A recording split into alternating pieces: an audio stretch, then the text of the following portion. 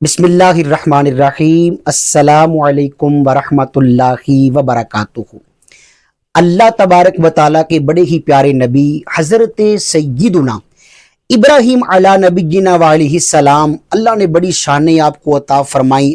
آپ خلیل اللہ ہیں، اللہ کے دوست آپ کا لقب ہے۔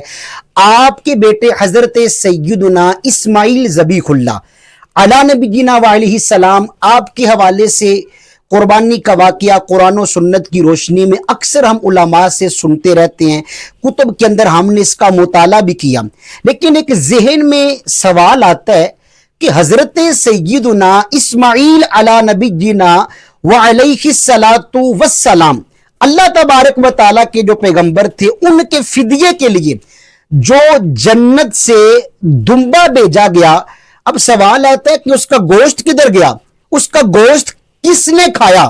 تو ہمارے فقہاء نے اس بات کی ہماری تربیت فرمائی کہ حضرت سیدنا اسماعیل علی نبینا علیہ السلام، آپ کے فدیے کے طور پہ اللہ تعالیٰ نے جو جنتی جانور جو دمبا زمین پہ بھیجا تھا، انوار الفتاوی کے اندر یہ بات موجود ہے کہ جنت کی چیزوں پر آگ اثر انداز نہیں ہوتی۔ اس جنتی جانور کا گوشت زمین کے بعض حصوں پر رکھ دیا گیا، مخصوص قسم کے درندے اور پرندے آئے اور وہ اس گوشت کو اٹھا کر لے گئے۔